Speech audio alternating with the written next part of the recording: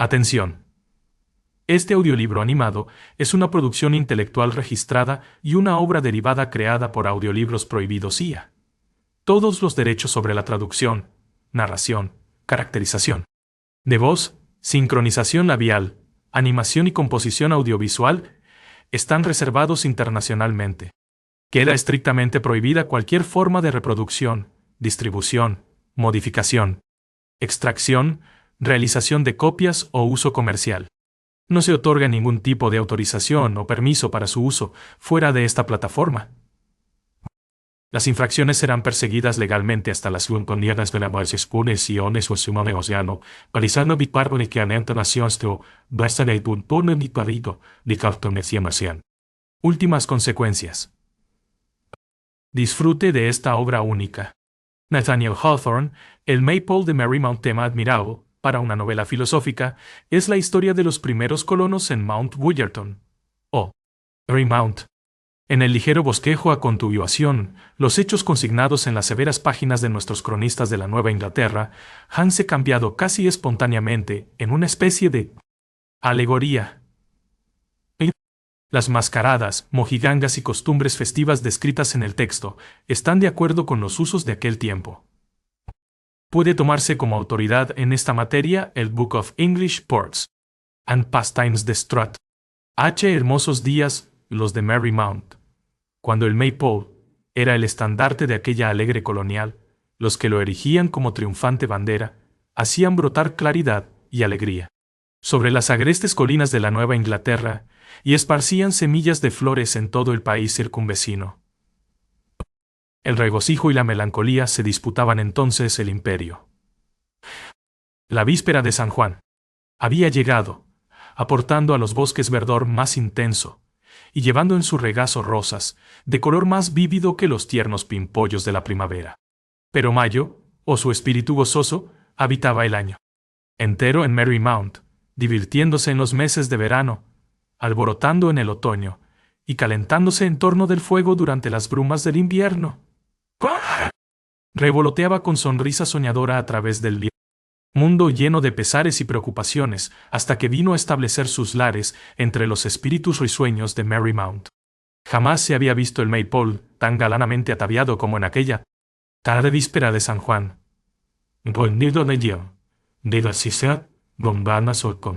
El venerado emblema era un pino que había conservado la flexible gracia de la juventud, aunque igualaba en altura a los monarcas más potentes de la antigua selva. En su cima flotaba una bandera de seda que ostentaba los colores del arco iris. Abajo, cerca del suelo, el tronco estaba revestido de ramas de abedul y varias otras del verde más lleno de vida, entre las que se mezclaban algunas de hojas argentadas, sujetas con cintas flotantes en fantásticos nudos de 20 colores distintos, a cual más encendidos. Flores cultivadas y flores silvestres reían alegremente entre el verdor tan fresco y húmedo que parecía haber brotado por arte de magia en este regocijado pino. Hacia donde terminaba este verde y florido esplendor, veíase pintado el Maypole con los 7 brillantes colores de la bandera que ostentaba al tope. De las ramas verdes más bajas pendía una frondosa guirnalda de rosas, cogidas algunas en los parajes más soleados del bosque, y otras, de colorido aún más rico, nacidas de las semillas inglesas que los colonos habían cultivado. Oh, pueblo de la Edad de Oro, cuya principal ocupación era cultivar flores. Mas, ¿qué significaba la extraña multitud que cogida de las manos veíase el torno del Maypole?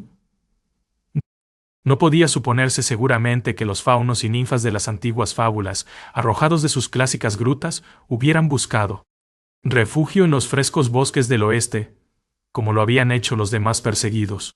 Estos parecían monstruos góticos, aunque quizá de descendencia griega. En los hombros de un hermoso mancebo erguíanse la cabeza y las astas ramosas de un ciervo.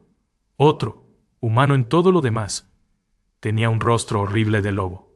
Un tercero, con el tronco y las piernas de hombre, mostraba la barba y los cuernos de un venerable macho cabrío. Por allá se destacaba la figura erguida de un oso, fiera en todos sus detalles, salvo en sus piernas traseras, cubiertas de medias de seda color de rosa, y allí, Otra vez, casi portentoso, aparecía un verdadero oso de las profundidades de la selva, extendiendo sus garras delanteras, prontas a estrechar manos humanas, y tan dispuesto al parecer como los demás de la rueda a desempeñar su parte en la danza. Su figura inferior levantóse a medias para llegar a la altura de sus compañeros cuando estos se detuvieron. Otros rostros tenían la apariencia de hombres, mujeres, pero disformes y extravagantes, con rojas narices colgando delante de las bocas que mostraban horribles profundidades, distendiéndose de oreja a oreja en una perpetua carcajada. Podía verse allí al hombre primitivo, bien conocido en la heráldica, peludo como un cinocéfalo y con su cinturón de hojas verdes. A su lado se discernía una figura más noble, quizá, pero siempre contrahecha, un cazador indio con penacho de plumas y cinturón de conchas. Muchos personajes de esta bizarra compañía llevaban gorros de bufones y pequeños cascabeles pendientes de su atavío que vibraban con sones argentinos en armonía con la música inaudita de su espíritu jovial. Contar. Algunos mancebos y doncellas ofrecían aspecto más serio, pero mantenían bien su puesto, sin embargo, en medio de la heterogénea multitud por el arrobamiento exaltado que se revelaba en sus facciones. Todos estos personajes eran los colonos de Marymount, solazándose en la vasta sonrisa del sol poniente alrededor de su venerado Maypole. Si algún paseante extraviado en la melancólica selva hubiera oído este regocijo, y lanzado una furtiva y quizá medrosa mirada al espectáculo, habría juzgado que era el séquito de Asón, Drun, Pendo, Territorial, Inque, que como convertidos ya en brutos algunos de sus personajes, otros a media transformación entre el hombre y la bestia, y embriagados otros en el torrente de enloquecedora alegría que precedía al cambio. Entretanto, una banda de puritanos, que, invisible, espiaba la escena, asimilaba la mascarada a los espíritus diabólicos y corrompidos con los cuales poblaba su superstición, el negro caos. Dentro del piso círculo de monstruos se destacaban dos figuras tan aéreas que hacían pensar que jamás hubieran hollado piso más sólido que nubes de púrpura y doradas. La una era un mancebo de resplandecientes vestiduras, con una banda semejando el arco iris que le cruzaba sobre el pecho. Su mano derecha sostenía un cetro dorado, emblema de alta dignidad entre los alegres adoradores del Maypole, mientras oprimía con la izquierda los gráciles dedos de una hermosa doncella, no menos brillantemente ataviada que su compañero. Vívidas rosas contrastaban, en su esplendente colorido, con los obscuros y sedosos rizos de sus cabelleras y veíanse esparcidas a sus pies, donde quizá brotaron espontáneamente. Detrás de la luminosa pareja y tan próximo al Maypole, que las ramas más bajas sombreaban su semblante jovial, había un sacerdote inglés adornado de sus vestiduras canónicas, pero cubiertas de flores a la moda del paganismo, y llevando una corona de vid, natural, por el extravío de sus ojos movibles y la decoración pagana de su continente, parecía el monstruo más selvático y el verdadero como de la reunión. «Adoradores del Maypole», exclamó el florido oficiante, «alegremente han resonado los bosques todo el día con vuestro regocijo. Pero esta debe ser vuestra hora más feliz, corazones míos. Sí, aquí están el rey y la reina de Mayo, a quienes yo, un clérigo de Oxford y gran sacerdote de Marymount, voy a unir en este instante con los santos lazos de Himeneo. Levantad vuestro espíritu ligero, vosotros, bailarines moriscos, hombres de las selvas y risueñas doncellas, osos, lobos y cornudos caballeros. Venid, entonad un coro ahora, vibrante con el antiguo júbilo de la alegre Inglaterra, y con el entusiasmo más exaltado de esta fresca selva, y luego, una danza para mostrar a esta joven pareja para qué se ha hecho la vida y cuán ligeramente habrán de atravesarla. Vosotros todos que amáis el Maypole, prestad vuestras voces para entonar el canto nupcial del rey y la reina de Mayo. Este himeneo era acontecimiento más serio de los que tenían lugar de ordinario en Marymount, donde la broma y la farsa, la travesura y la fantasía fomentaban un continuo carnaval. El rey y la reina en todas esas reina de Mayo, aun cuando debieran perder su título al ocaso, iban a ser real y verdaderamente compañeros en la danza de la vida, comenzando el compás aquella misma hermosa tarde. La guirnalda de los dos nazi. Con un quito sundo, pavo un tel, peiki. Elsa buena pasico se la seguro. Rosas que pendía de las verdes ramas bajas del maypole había sido trenzada para ellos y se arrojaría sobre sus cabezas unidas como símbolo de su florida unión. Así, tan luego que el sacerdote concluyó, una exclamación tumultuosa brotó del grupo de figuras monstruosas. «Comenzad la estrofa, reverendo padre», gritaron todos, y jamás habrán coreado los bosques secos tan regocijados como los que lanzaremos al aire los adoradores del maypole. Inmediatamente se dejó oír un preludio de flautas, cítaras y violas, tocado por hábiles ministriles desde el fondo de una arboleda vecina, con tan alegre cadencia que hasta las ramas del maypole se estremecieron a sus sones. Pero el rey de Mayo, el del cetro dorado, buscando los ojos de su reina, sorprendióse de la mirada casi melancólica que tropezó con la suya.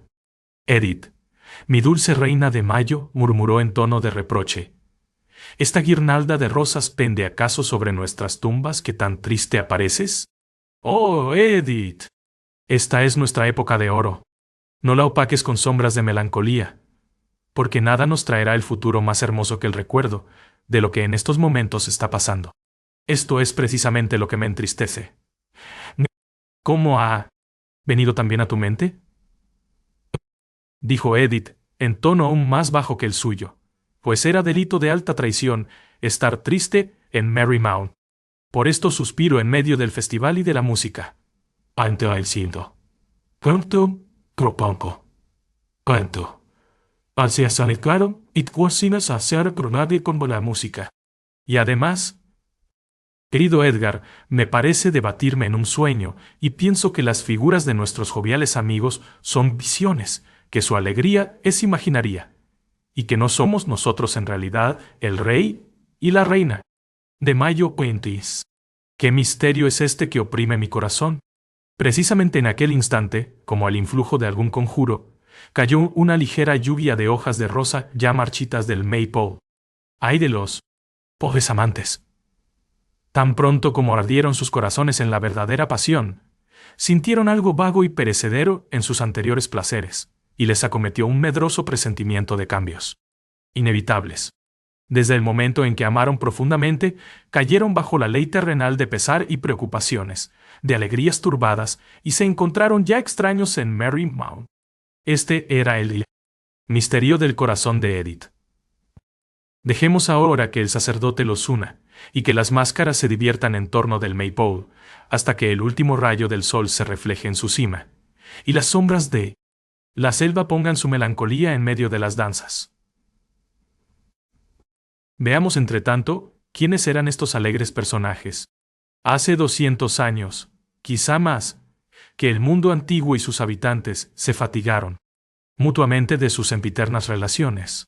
Los hombres emigraron por millares hacia el oeste, unos para trocar cuentas de vidrio y baratijas de joyería por las pieles de los cazadores indios, otros para conquistar terrenos vírgenes y otros, más austeros, para orar. Pero ninguno de estos motivos había sido el aliciente para los colonizadores de Marymount. Sus jefes fueron hombres que habían gozado tanto de la vida, que cuando se presentaron los enfadosos huéspedes, pensamiento y sabiduría, se encontraron arrollados por la turba de pompas y vanidades a las cuales debían haber puesto en fuga. Obligaron al errante pensamiento y a la sabiduría pervertida a endosar una máscara y representar la farsa de la locura. Los hombres de quienes nos ocupamos, habiendo perdido la fresca alegría del corazón, imaginaron una filosofía de placer desenfrenado, y vinieron a estos lugares para realizar sus fantasías. Reunieron adeptos en aquella aturdida raza cuya vida entera transcurre como los días festivos de los hombres graves. Había en su séquito ministriles no del todo desconocidos en las calles de Londres, cómicos ambulantes, cuyo teatro fueran los salones de los gentiles hombres, bufones, juglares y saltimbanquis, cuya ausencia se dejaría sentir por largo tiempo en las romerías, fiestas conmemorativas y ferias, En una palabra, forjadores de alegría en todo sentido, que abundaban en aquella época, pero que comenzaron a desaparecer con el desarrollo del puritanismo. Ligeros habían sido sus pasos sobre la tierra, y ligeramente cruzaron ellos el océano. Muchos habían sentado, no le habían probado mi carro. No digáis para el centro. Habían Saúl y no garantizar, sido arrojados por sus sufrimientos en desesperada locura de placer. Otros eran tan locamente festivos por la fuerza de su juventud, como el rey y la reina de Mayo. Mas, cualquiera que fuese la causa de su regocijo, jóvenes y viejos estaban alegres en Marymount. Los jóvenes se creían felices.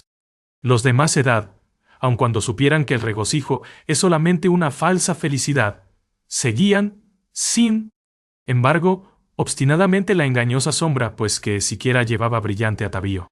Frívolos impenitentes durante toda su vida, no se atrevían a aventurarse en las austeras verdades de la existencia, ni aun con la esperanza de encontrar los goces verdaderos. Todos los pasatiempos clásicos de la vieja Inglaterra habíanse trasplantado allí. El rey de Christmas ostentaba su corona, y el page comedia de la mesiane como monarca de Misrule desconcierto llevaba un cetro poderoso. La víspera de San Juan, cortaban varios acres de bosque para hacer hogueras y danzaban a su lumbre toda la noche coronados de guirnaldas y cuna.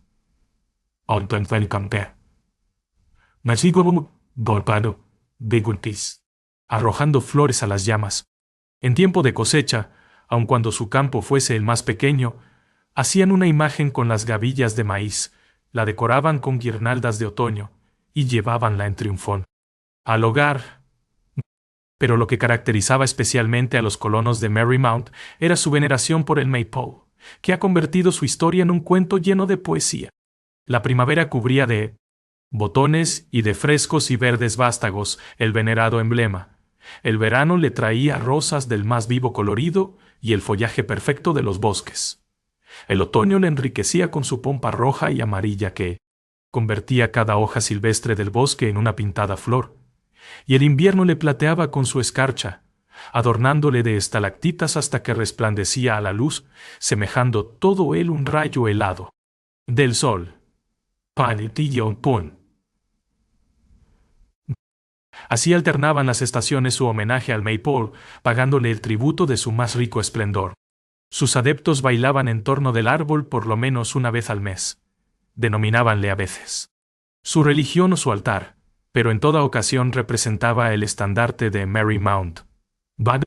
Desgraciadamente, había en el Nuevo Mundo ciertos hombres que alardeaban de una fe más austera que la de aquellos alegres adoradores del Maypole. No muy lejos de Marymount había una colonia de puritanos, hombres los más infelices, que recitaban sus plegarias antes del amanecer y trabajaban luego en los bosques o en las sementeras hasta que la noche les llamaba de nuevo a la oración. Tenían siempre sus armas apercibidas para atacar a los salvajes extraviados. Cuando se reunían en cónclave, jamás era para sostener el clásico regocijo inglés, sino para escuchar sermones que se prolongaban 3 horas, o proclamar premios por cabezas de lobos o cabelleras de indios.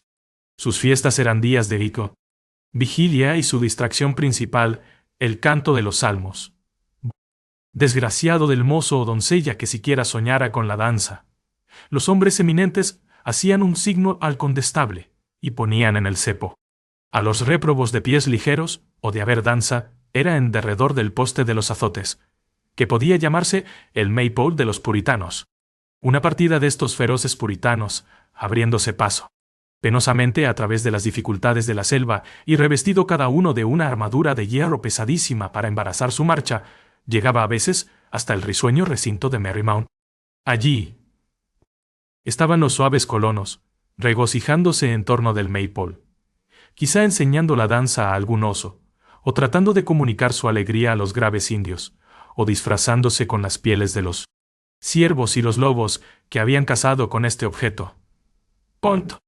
A menudo la colonia entera, y los magistrados como todos los demás, jugaba un juego semejante a la gallina ciega, en el cual perseguían los gozosos pecadores, con los ojos vendados, a uno de ellos sin vendar que hacía de chivo, y a quien debían descubrir, por el ruido de los cascabeles que llevaba en sus vestidos.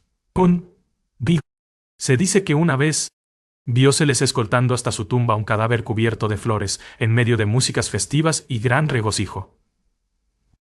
¿Reiría el difunto? En sus momentos de tranquilidad, cantaban baladas y recitaban historias para edificación de sus piadosos visitantes, o llenábanles de perplejidad con sus juegos de prestidigitación, o les hacían muecas desde el centro de collarines de caballo, y cuando se fatigaban de diversión, hacían broma de su mismo cansancio y comenzaban a apostar a los bostezos. Presenciando todas estas enormidades, los hombres de hierro sacudían la cabeza y fruncían las cejas de manera tan sombría que los alegres alborotadores levantaban los ojos al cielo para observar la momentánea nube que había opacado el resplandor del sol, que estaba sobreentendido, debía brillar constantemente en aquellos parajes. De otro lado, afirmaban los puritanos que cuando elevaban un salmo en sus lugares consagrados, el eco que devolvían las selvas semejaba muchas veces el estribillo de un alegre coro que terminaba en una carcajada. ¿Quién sino el demonio y sus fieles secuaces, los habitantes de Marymount, había de molestarles?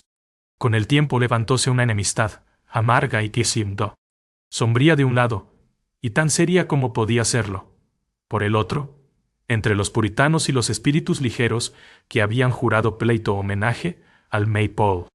El carácter futuro de la Nueva Inglaterra hallábase en juego en esta insoportable querella. Si los feroces santos llegaban a establecer su jurisdicción sobre los joviales pecadores, su espíritu obscurecería el ambiente y convertiría al país en una tierra de rostros nublados, de ardua labor, de sermones y salmos por toda la eternidad. Pero si el estandarte de Marymount alcanzaba la primacía, brillaría el sol sobre las colinas. Las flores embellecerían la floresta, y toda la posteridad rendiría homenaje al Maypole. Después de estos detalles auténticos de la historia, volvamos a las nupcias del rey y la reina de Mayo. ¡Ah! Hemos demorado demasiado, y nos vemos obligados a ensombrecer nuestra historia repentinamente. Lanzando una ojeada al Maypole, encontramos que un solitario rayo de sol se desvanece en su cima, dejando solamente un débil matiz dorado fundiéndose entre los tonos irisados de la bandera. Aún esta dudosa luz comienza a desaparecer, abandonando el dominio entero de Marymount a las brumas del atardecer, que tan instantáneamente han surgido de los negros bosques circunvecinos. Mas algunas de estas obscuras sombras asumen figura humana. Sí, con el sol poniente, ha pasado para Marymount su último día de regocijo. El círculo de alegres máscaras estaba roto y en desorden, el ciervo bajaba sus astas tristemente, el lobo se volvía más débil que un cordero, los cascabeles de los danzantes moriscos repiqueteaban con trémulos sones de terror. Con trémulos sones de terror. Los puritanos habían tomado una parte característica en la mascarada del Maypole. Sus sombrías figuras mezclábanse a las bizarras formas de sus enemigos, convirtiendo la escena en un cuadro de actualidad semejante al despertar de la mente en medio de las fantasías desparpajadas de un sueño. El jefe del bando hostil erguíase en el centro del círculo, mientras el séquito de monstruos se inclinaba en torno suyo semejando espíritus del mal en presencia de un mago temido. Ninguna farsa fantástica podía continuarse en su presencia.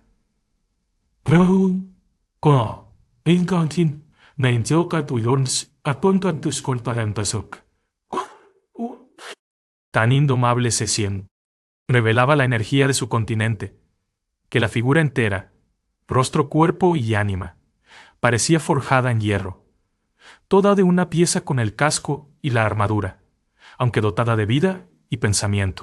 Era el Odiso, era el Nepo, paradillas. Puritano de los puritanos, era Endicott en persona. Detente, sacerdote de Baal, dijo con torvo ceño y colocando su mano irreverente en la sobrepelliz. Te conozco, Blackstone. Eres el hombre que jamás pudo soportar disciplina alguna, ni siquiera la de tu corrompida religión, y has venido aquí a predicar la iniquidad de que diste el ejemplo con tu propia vida. Mas ahora se verá que el Señor ha santificado estos lugares por medio de su pueblo escogido. Anatema sobre los profanadores. Y ante todo, sobre esta abominación cubierta de flores, el altar de tu religión. Y con su cortante espada, asaltó Endicott el venerado Maypole. No resistió el árbol por largo tiempo su poderoso brazo. Gimió con tristes ecos, llovieron hojas y capullos sobre el cruel exaltado, y cayó por último el Cohen. Artesanio, ascensionio. Dignotor último apuro. Estandarte de Merrymount arrastrando sus verdes ramas, cintas y flores, símbolo de placeres desvanecidos. A su caída, cuenta la tradición, se puso el cielo más oscuro y enviaron los bosques sombras más tétricas sobre aquellos lugares. Allí, gritó Endicott, mirando su obra con aire triunfador. Allí yace el único Maypole de la Nueva Inglaterra. Tengo la firme convicción de que su caída decidirá la suerte de los livianos e indolentes sectarios de la alegría durante nuestros días y los de toda nuestra posteridad. ¿Ah? John, Alpabon, es Novin, Dindian, Cacha, Digo, Eno, Tino, To, Cantos, posteridad. Amén, dice John Endicott. Amén, coreó su séquito. Los adoradores del Maypole lanzaron un gemido por su ídolo. A esta manifestación, el jefe puritano dirigió una mirada a la cuadrilla de como, en que cada figura, representación de la más franca alegría, llevaba en aquel momento la expresión de hondo abatimiento y tristeza. «Valiente capitán», inquirió Peter Palfrey, el más anciano de la banda, ¿qué disposiciones se tomarán con respecto de los prisioneros? No pensaba arrepentirme jamás de haber echado abajo un Maypole, y no obstante, encuentro ahora en mi corazón que le plantaría de nuevo, para procurar a todos estos paganos, otra danza en tomo de su ídolo. Hubiera servido perfectamente como poste de azotes. Hay bastantes pinos, sin embargo, sugirió el lugarteniente. Es verdad, buen anciano, replicó el jefe.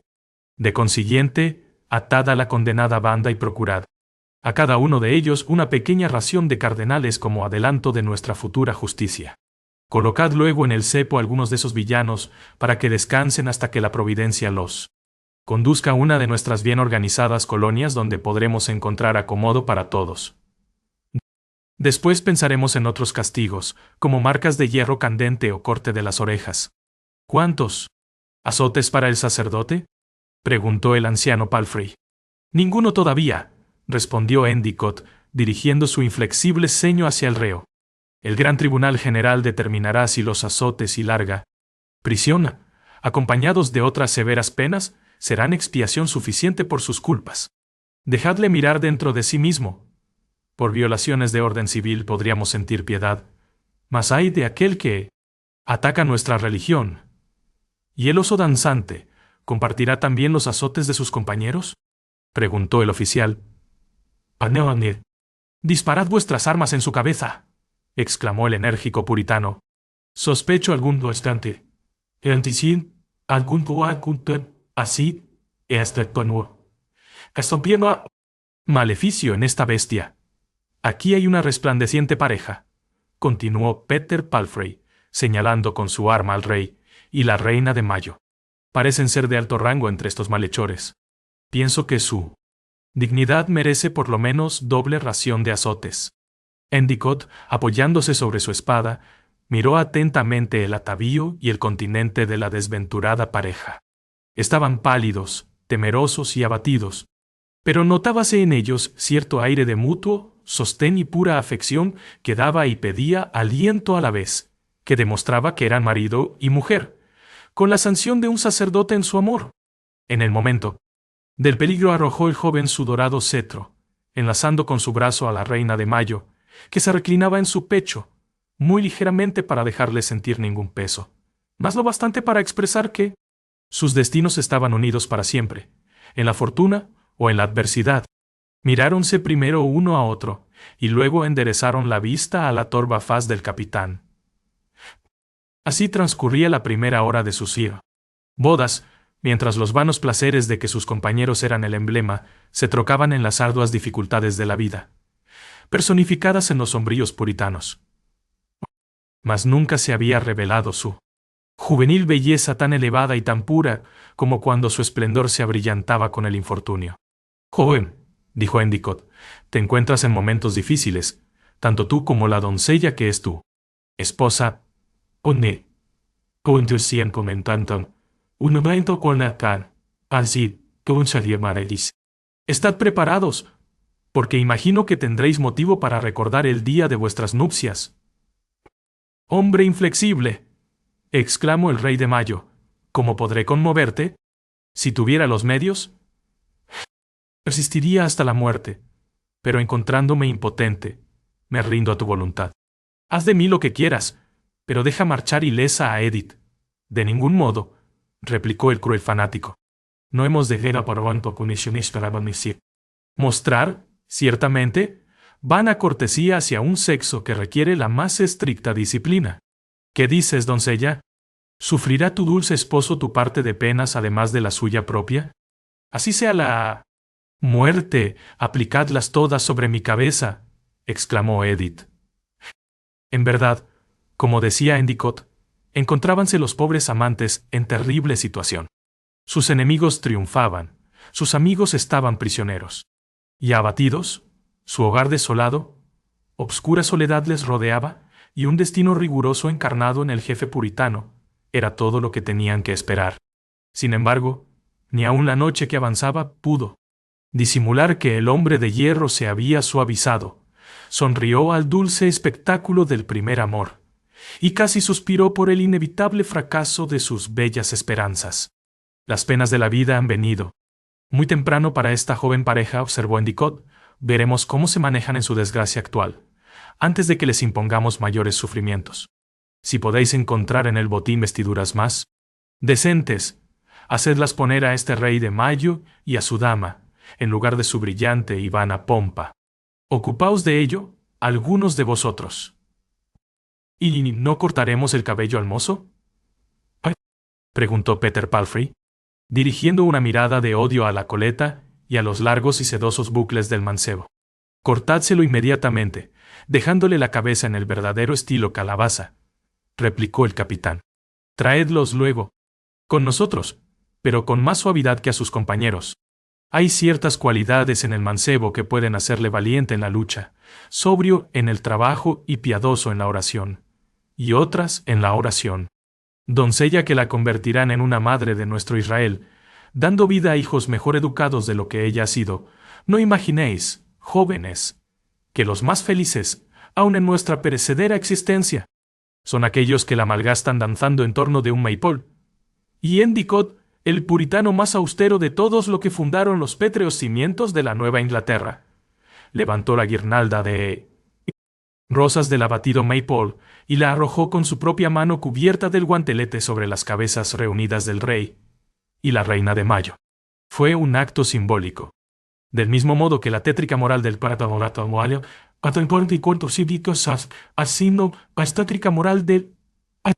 universo destruye toda alegría sistemática, así había sucedido con su mansión de apasionado regocijo, desolada ahora en medio de la triste selva.